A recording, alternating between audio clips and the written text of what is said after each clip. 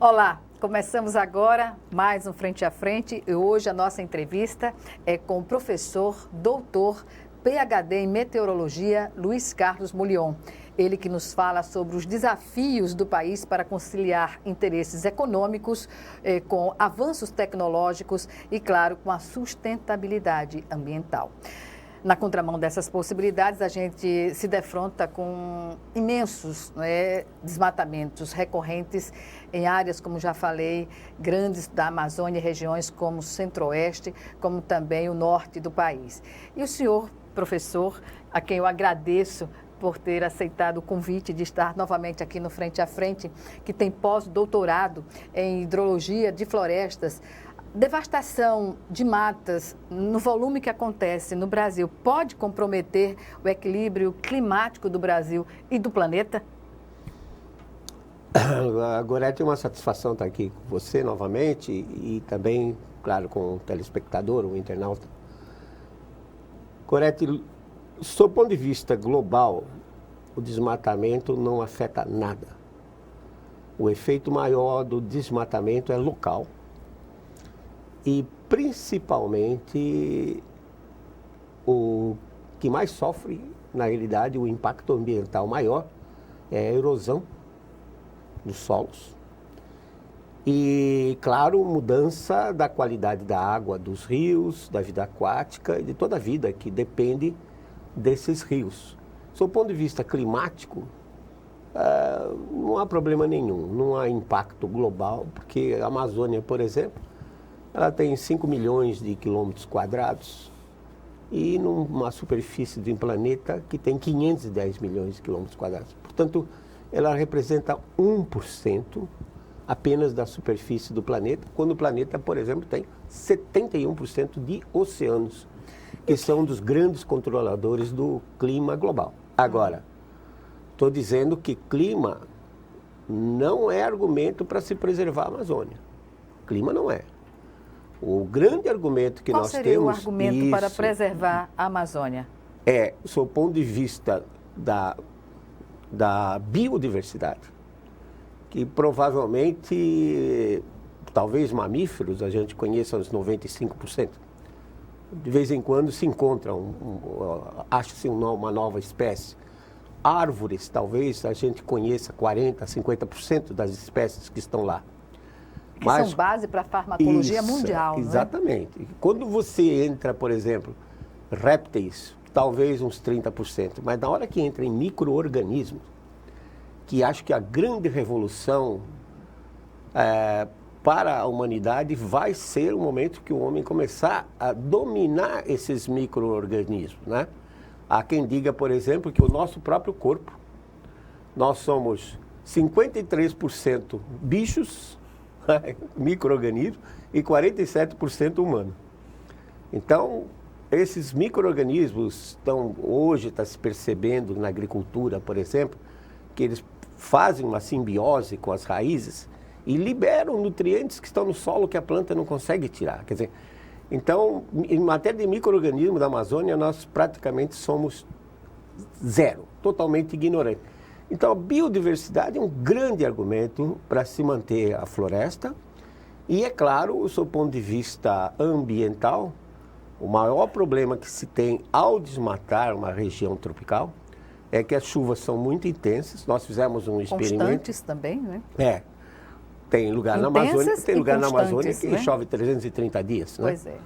Nós fizemos um experimento há 35 anos atrás em que nós colocamos uma área com uma calha e solo e vimos o seguinte, que há uma perda, se generalizar o resultado daquele experimento, haveria uma perda em torno de 300 a 330 toneladas de solo por ano.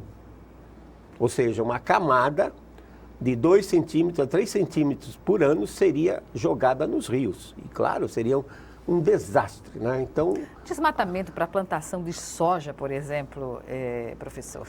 Mas, do ponto de vista de clima, por exemplo, não faz diferença. Porque, por exemplo, há vídeos circulando aí na internet que diz, olha, uma árvore como uma suma-uma, que é uma das grandes árvores da Amazônia, joga mais de 1.000 litros de água por dia.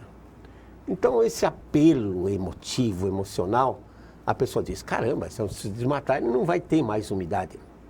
Primeiro que a umidade não vem da Amazônia. Vem vem do Oceano Atlântico.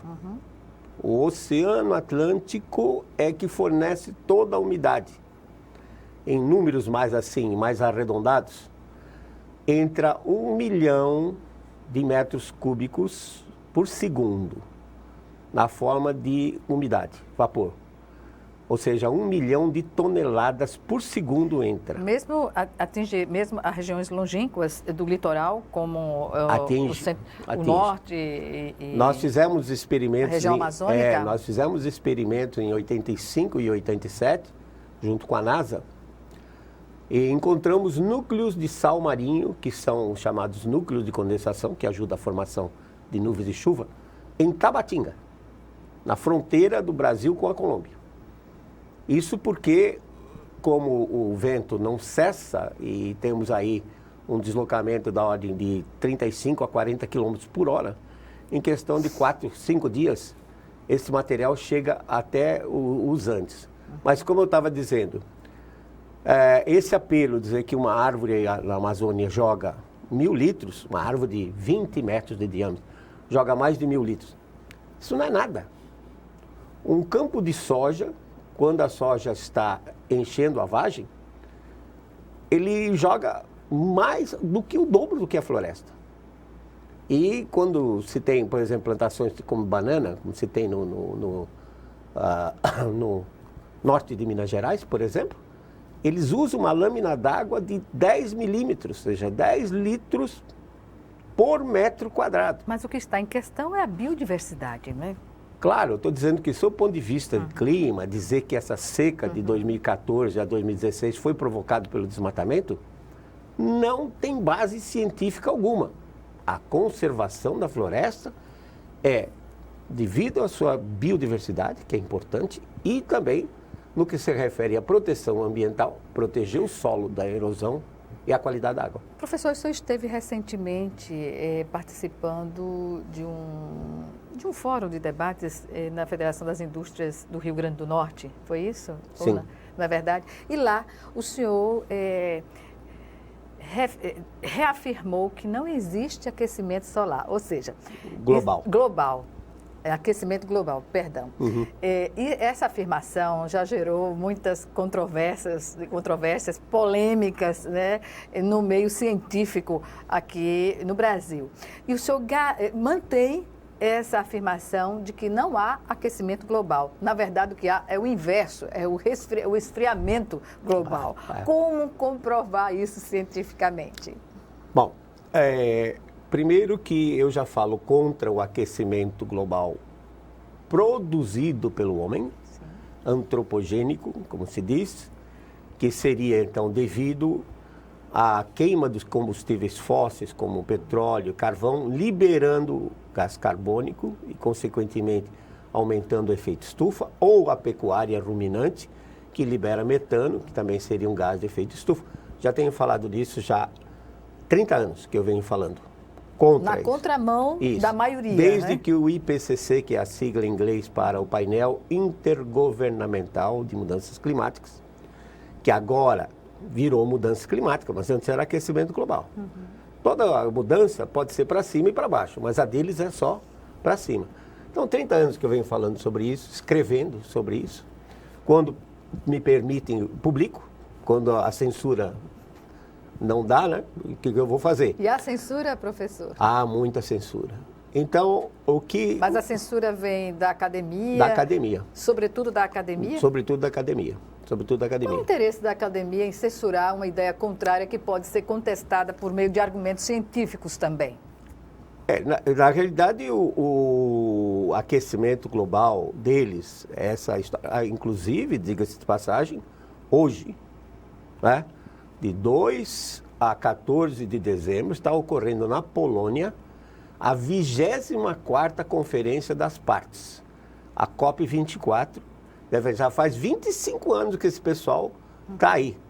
O que está por detrás disso, eu não sei. O fato é o seguinte, o único argumento que eles têm é resultado de modelos de clima. que o modelo de clima é um código de computador, um programa de computador.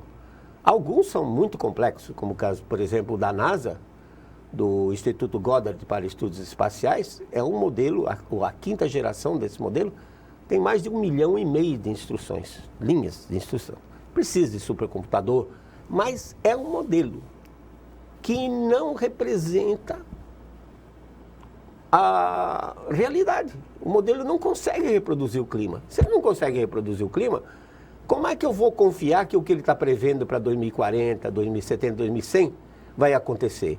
E inventar essa história que não podemos passar de 2 graus acima. Qual é o argumento? Nenhum. Não tem base científica nenhuma. Apenas eles tentaram fazer uma relação entre o aumento do gás carbônico, da concentração de gás carbônico, e a temperatura. Que pode Só que ocasionar... argumentos físicos, por exemplo, estudos feitos com satélite, cobertura de nuvens, é um grande controlador do clima. E o degelo nos polos? É consequência de transporte de calor pelas correntes marinhas. Publiquei um artigo no ano passado mostrando isso, mas deixa eu voltar um passo atrás. Se você tem na sua sala toda envidraçada, está entrando sol, você puxa a cortina. O blackout?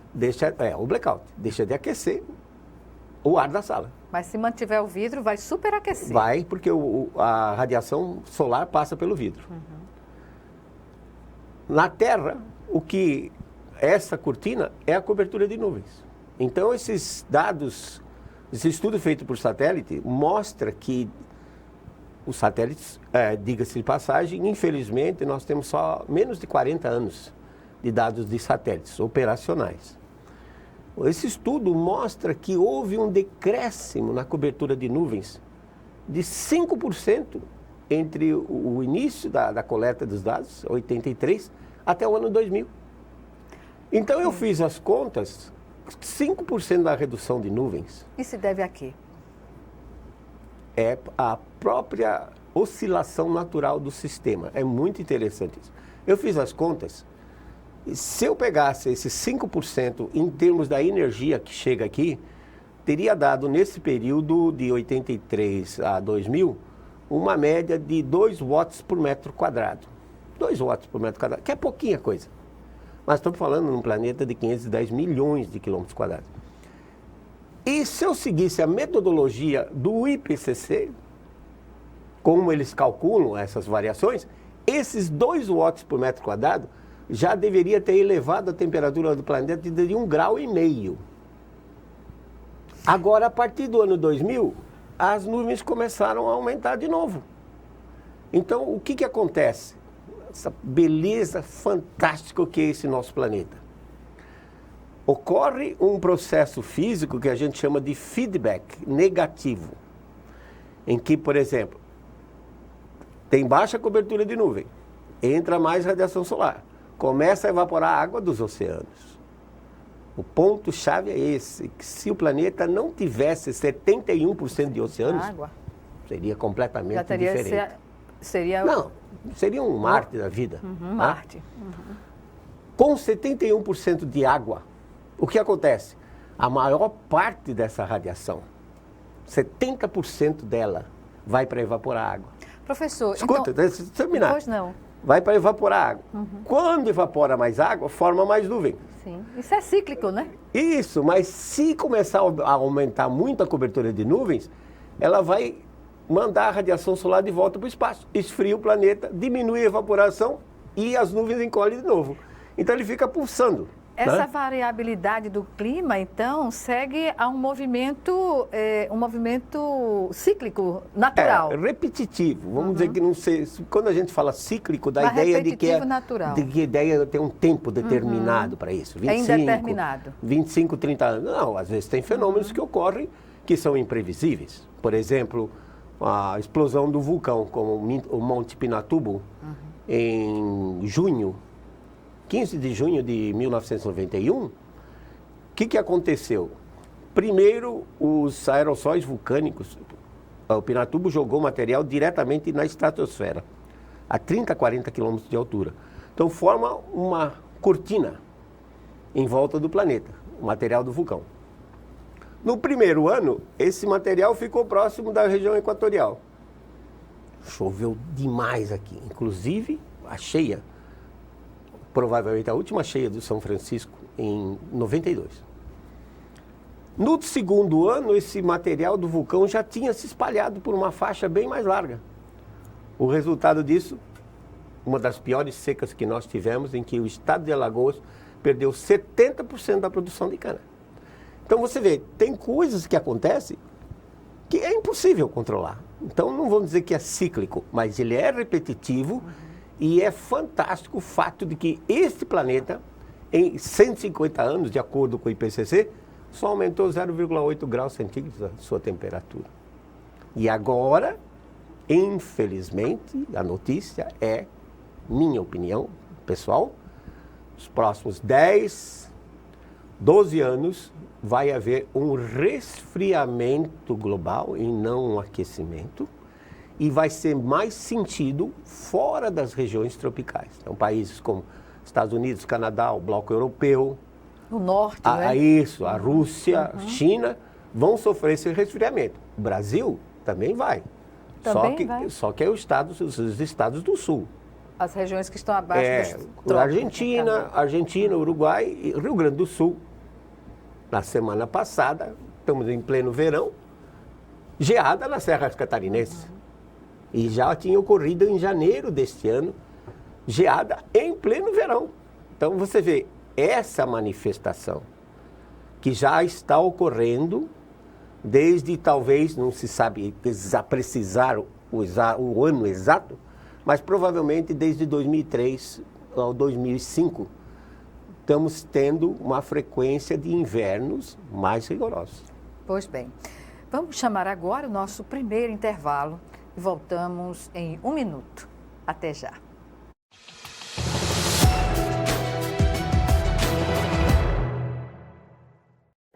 Ok, gente, trabalhos concluídos. Agora o Grupo 1 vai apresentar. Para inovar cada vez mais nas formas de ensinar, o MEC criou o Centro Nacional de Mídias da Educação. Estúdios onde são realizadas aulas em tempo real. E conectar com tudo. Professor mediador e alunos dentro da sala de aula. Muito bom, pessoal. É isso aí. E um professor especialista dentro do estúdio. Para saber como levar as aulas para sua escola, acesse o site ou baixe o aplicativo. Ministério da Educação, Governo Federal. Ele é tudo pra mim. Eu não me imagino viver sem ele. Parece que era mentira, né? Uma criança daquele tamanho ia ter um câncer. O grande problema do câncer infantil é porque a grande maioria dos sintomas são muito parecidos com sintomas de doenças normais da infância. Hoje não é mais uma doença fatal, é uma doença tratável. Agora ele tá caminhando a cura dele. Falta pouco. Uma vitória pra mim e pra ele.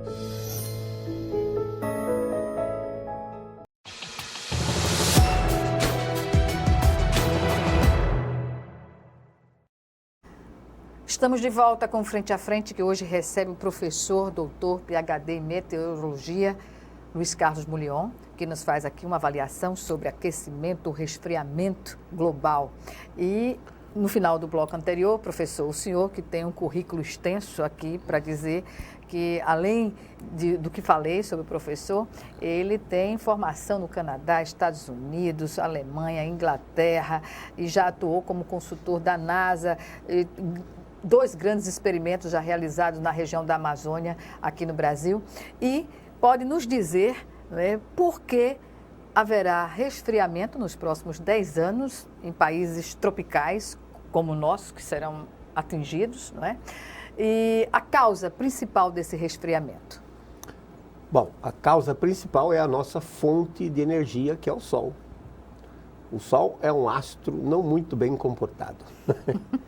Ele tem 2 ciclos básicos que nós conhecemos. Afinal de contas, temos aí da ordem de 400 anos, desde que Galileu começou a observar o Sol. Não tem muito pouco tempo. Mas ele tem um ciclo de atividade de 11 anos. Em 4 anos ele atinge um máximo, depois leva 7 decaindo. Mas superimposto a esse ciclo de 11 anos, ele tem um ciclo maior, de cerca de 100 anos, chamado ciclo de Gleisberg. A cada 100 anos, no início de cada século, o Sol entra no mínimo de atividade. E os físicos solares estão dizendo que esse próximo ciclo, que deve começar já no final deste ano, de 2019, ou 2020 no máximo, vai ser um mínimo ainda mais fraco do que foi o mínimo de Dalton há 200 anos atrás.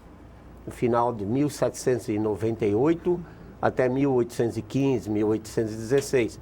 Esse mínimo vai ser inferior ainda àquele de 200 anos atrás. Aí vamos fazer um comparativo do que foi há 200 anos e do que pode ser agora. Charles Dickens, por exemplo, no Oliver Twist, relata como eram os invernos da Inglaterra nesse período, né? O rio Tâmisa chegava a congelar e o pessoal fazia feiras em cima do rio Tâmisa. Eu não creio que vá chegar a esse ponto, porque naquela época já vinha frio de um período desde 1350 depois de Cristo, que segundo o IPCC durou até 1850. Eu particularmente, analisando dados do Brasil, diria que esse período frio, chamado a Pequena Era Glacial, durou até 1915, 1917, que foi quando o Sol estava num mínimo. Agora o Sol está repetindo esse mínimo em 2020 a 2030. Os russos... E aí é um ciclo de mínimo, né? É um mínimo, mas mínimo minimorum mesmo, daqueles bem baixos que só ocorrem a cada 100 anos. Bom, tem dois aspectos. Um é o privilégio que a gente tem hoje, com toda essa parafernália de telescópios, são 3 telescópios voltados para o Sol. Potentes. A NASA lançou, há cerca de um mês e meio atrás, lançou uma nave especificamente para estudar esse mínimo solar. Então, a vantagem é que pela primeira vez a humanidade, o Homo sapiens, vai ter condições de ver como é que o Sol se comporta num mínimo que só ocorre a cada 100 anos. Mas aí o outro lado é que esse resfriamento, por exemplo, para as regiões fora dos trópicos, ele vai encurtar o período de cultivo. E é exatamente a fome que tem movido a humanidade. Todas essas guerras que você vê, quando você estuda desde a época de egípcios, romanos, sempre foi a fome que causou grandes distúrbios sociais. Por exemplo, a Revolução Francesa, de 1789, ela foi causada porque o povo estava num período frio, frustrações de safra. Então, o que vai acontecer? É o que está acontecendo hoje nos Estados Unidos. Os estados do norte, Minnesota, Iowa, estão colhendo soja debaixo da neve e rezando para que a temperatura fique baixo, porque se a neve passar pela máquina colheitadeira e derreter, aí eles perdem o grão. Então é o que vai acontecer. As primaveras, os invernos vão se alongar 2, 3 semanas a mais, eles vão ter que esperar para plantar. Em compensação, quando chegar no final do verão, início do outono, já pode ocorrer geadas e nevascas que vão impedir essa colheita. Então, aqui no Brasil, nós vamos ver isso mais no Rio Grande do Sul e Santa Catarina, né?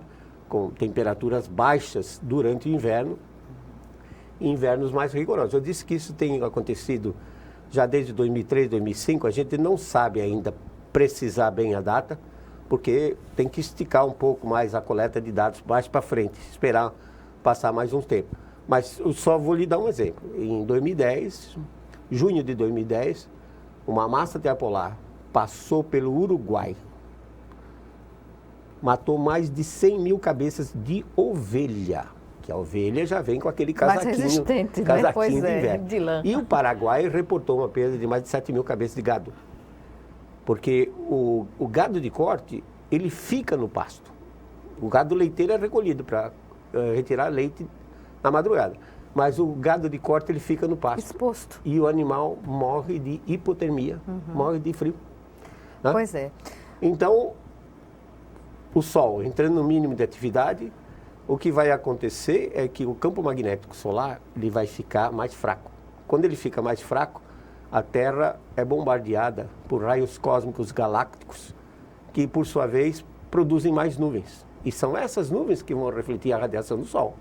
De tal forma que os oceanos esfriando, como a atmosfera é aquecida por baixo, o ar em contato com a superfície, os oceanos, que constituem 71% da superfície desse planeta, se esfriando os oceanos, o clima vai esfriar. Então há uma argumentação muito sólida nesse aspecto. E eu estou sendo modesto. Eu digo que não é uma nova era glacial. Em média pode cair 0,2, 0,3 graus centígrados. Mas os russos acham que isso aí vai se esticar até o ano 2050. Eu acho que não. Acho que passado esse mínimo solar, o Sol começa a aumentar a sua atividade e devemos ter, depois disso, um período semelhante a 1925 até 46, em que o Sol teve um máximo de atividade nesse período, né? Então, acho que isso mais ou menos deve se repetir. Professor, já que estamos falando em clima, não é? Um tema em discussão que foi levantado recentemente pelo, então, presidente eleito Jair Bolsonaro, de trazer tecnologia de Israel para ajudar de forma coadjuvante no desenvolvimento da região do semiárido no Brasil. Há necessidade de buscar tecnologia fora do país? Quando eu entendo, não sou cientista, mas a gente sabe das experiências no mundo e das condições que o poder público teve no Brasil, sobretudo na região Nordeste, não é? A região do semiárido aqui na região Nordeste, de trazer uma alternativa energética que não seja o que nós dispomos no momento. O desenvolvimento regional, bom, primeiro, respondendo a sua pergunta, não precisa trazer nada. De fora para cá, nós já temos tudo. O que falta, na realidade, é gestão dos recursos hídricos existentes e um planejamento regional para um desenvolvimento que seja adequado à região. O maior exemplo que nós temos é Petrolina. O que era Petrolina há 70 anos atrás? Às margens do Rio São Francisco. Praticamente nada. Chove 430 milímetros em Petrolina. Fruticultura, ou mais generalizadamente, agricultura de alto retorno. O que seria agricultura de alto retorno? Por exemplo, você vai ao supermercado, você compra um pacotinho de orégano de 10 gramas. Você paga R$2 por ele. Com 1 quilo, são 1000 gramas, eu faço 100 pacotinhos daquele. Então eu estou pagando R$200 o quilo do orégano. E reclamo quando a carne está com R$20 o quilo. Você está entendendo? Entendi. Plantas medicinais, que nós temos muitas, você já até mencionou isso antes. Nos Estados Unidos é um negócio de 16 bilhões de dólares por ano. Porque tem muita gente que não só para si, como até para os seus próprios animais, não gosta de remédio de laboratório. Claro, maconha, cocaína dá um alto retorno também. Mas aí tem um problema com a Polícia Federal. Isso aí é um problema de quem... Então, frutas, plantas medicinais, plantas ornamentais, são agricultura, fazem parte da agricultura de alto retorno. Não adianta o nosso sertanejo ficar plantando, quando chove, ficar plantando feijão, macaxeira, milho. Porque quando ele está colhendo, todo mundo está colhendo. E o preço vai lá embaixo. Né? Não tem como competir. Tem que fazer um planejamento. Esse tipo de coisa vai condenar o nosso sertanejo à miséria eterna. Você diz, pô, mas então o que é que você precisa desenvolver? Basicamente, você precisa de duas coisas em termos de insumos. É sol, que nós temos muito, e água, que também nós temos muito. Mas só para transformar energia? Também, não só para as plantas crescerem, porque, por exemplo, hoje em Petrolina, não só se produz uva, Mas se produz pera, produz maçã, olha, caqui, induzindo a dormência na planta. A tecnologia nós temos. O que é preciso? Então, vamos gerar energia elétrica? Vamos. Como? Energia solar. Tá bem. Painéis fotovoltaicos são excelentes para pequenas aplicações. Mas quando você precisa de uma usina maior... O que seria indicado? Um sistema como concentradores solares de calha parabólica. Que consiste em quê? Consiste numa calha na forma de uma parábola, o Sol incide e concentra num tubo que passa no foco da parábola. Nesse tubo circula um óleo em circuito fechado, o óleo chega a 400 graus centígrados, entra numa caldeira, gera vapor, e o vapor toca a turbina a vapor, e a turbina a vapor, o gerador elétrico. Custo-benefício no investimento como esse, professor? Já se tem ideia? Tem. Custa $5.000 o quilowatt instalado. E a região, a abrangência do atendimento de energia elétrica? Fantástica. Você está falando, só o semiárido verdadeiro são 800 mil quilômetros quadrados. 25%, um quarto da Europa Ocidental é o nosso semiárido e ele tem sol 365 dias por ano. Mesmo no período que chove, é uma chuvinha rápida e tem sol. Na sua opinião, o que leva o Brasil a ter essa, digamos assim, essa condição favorabilíssima de sol praticamente o ano inteiro e não se desenvolver projetos como esse? Então, você só pode esbarrar numa coisa, que são os nossos administradores. Não tem interesse em fazer isso. Não sei se por pressão externa, porque é verdade que a gente incomoda muito. Você vê, o nosso produtor de soja, por exemplo, ele colhe 70 a 80 sacos por hectare. O americano colhe 50, 54, 55, eles têm dificuldade. Então, não sei se é por pressão externa ou se é incapacidade dos nossos gestores. Porque você tem sol. Mas é tão óbvio, não? Tem água. Pois é. Você pode gerar energia elétrica com energia solar, que ao meio-dia, aqui, você registra mais de 1.000 watts por metro quadrado. 1 quilowatt por metro quadrado vindo do sol. Falta um planejamento adequado, faltam políticas de desenvolvimento e também uma política de financiamento. Agora, crédito, não é? Crédito. Basicamente crédito isso. rural. Eu tenho falado nisso desde que eu vim para cá, 25 anos atrás. E o que eu percebo é que a grande dificuldade é mudar a mentalidade da população. O Domício, que me desculpe, mas quer manter uma bacia leiteira em Batalha, num lugar que chove 700 milímetros. Uma vaca de leite precisa de 60 litros de água por dia. Não só para beber, mas também para higienização do úbere, do ambiente e tudo mais. Então não dá, tem que ser compatível. O que vai bem nisso? Aqui, frutíferas. Eu tinha até um projeto que eu acabei não realizando, porque não dá para fazer tudo na vida, que é fruticultura irrigada com gotejamento, água dessalinizada. Você vai dizer, mas é caro. Não é caro. Quando você tem adequado. Por exemplo, cito um pequeno exemplo. A Embrapa lançou uma variedade de uva, há 4 anos atrás, chamada B de bola, BR de Brasil, Magna. Essa uva dá 3 safras por ano, que o ciclo dela é menos de 100 dias, e em cada safra ela dá 30 toneladas. São 90 mil quilos de uva por hectare por ano. Ou seja, um custo-benefício... Isso, quer dizer, se o indivíduo dessalinizar a água, produzindo 90 mil quilos por hectare por ano, ele não vai ter o lucro dele? E como vai? Como? Um boi não dá isso. Pois é. Professor, vamos chamar agora o nosso segundo e último intervalo. Voltamos em 1 minuto.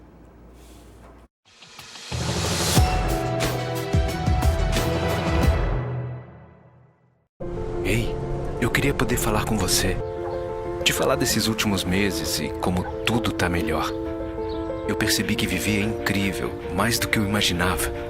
Ser pai era um sonho e você me permitiu presenciar o nascimento da minha filha.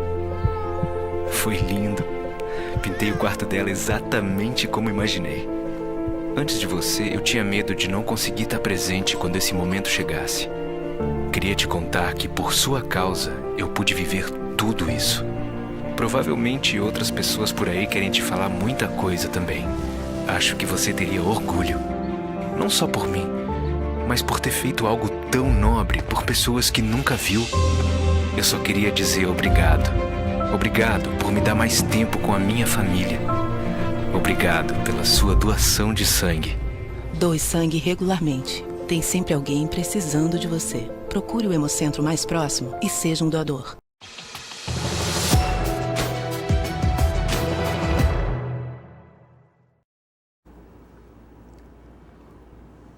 Estamos de volta para o último bloco do Frente a Frente, que hoje recebe o professor meteorologista Luiz Carlos Mulion. Nosso assunto é diverso e tem a ver com clima, com tecnologia, bem, com avanços tecnológicos, sustentabilidade ambiental, não é? Safra.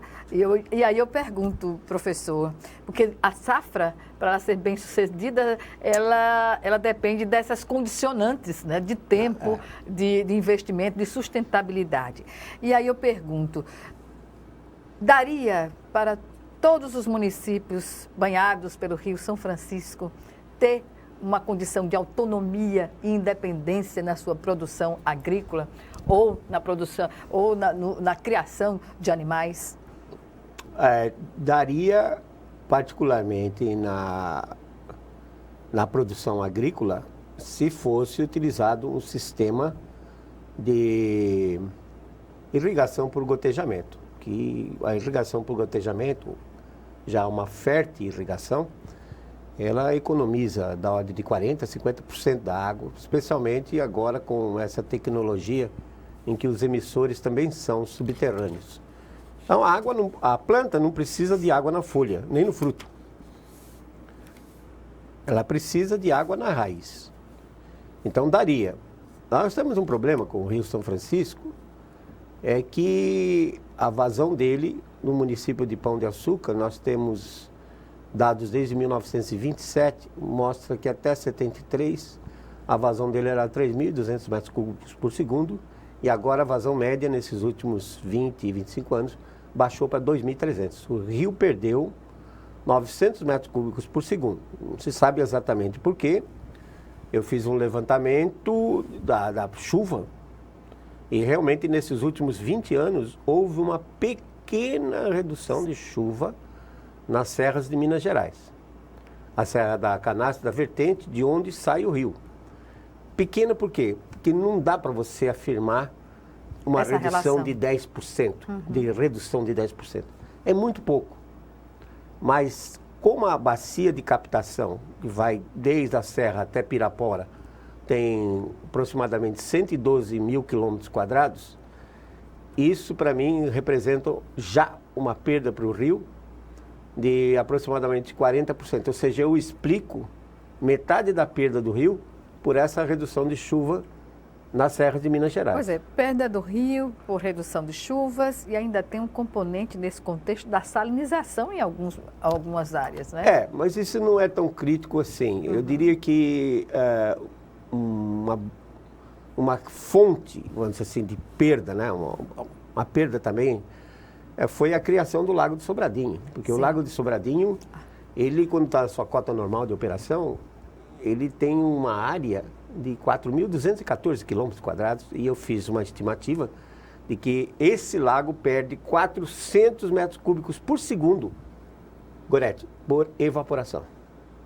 É um rio que sai para a atmosfera, é carregado pelos ventos e vai chover lá nos Andes. Né? Lá nos Andes. Nos Andes, porque ele vai convergir, o vapor vai convergir lá. E também o fato de que nos últimos anos aumentou muito consumo de água, né, pela agricultura, embora a Agência Nacional de Águas, a ANA, diga que só de outorga oficial tenha 173 metros cúbicos, mas acho que tem mais. Estão tirando mais água do que... Então o rio perdeu. Agora, ainda assim, esse rio está jogando 550 metros cúbicos por segundo no oceano. Para você ter uma ideia do que é isso, o Rio Colorado, que fez um deserto chamado Califórnia, deserto, a média dos últimos 50 anos de chuva na Califórnia é 190 milímetros. Chove menos do que aqui. Ele tem 520 metros cúbicos por segundo em média, a vazão dele. É um desperdício que acontece aqui? Eu acho que sim. Temos que rediscutir isso. Temos que rediscutir. Devemos jogar os 550, aí vão entrar os ambientalistas de plantão e dizer, precisa. Mas eu já apresentei um projeto para o governador, foi entregue na mão do secretário do Planejamento.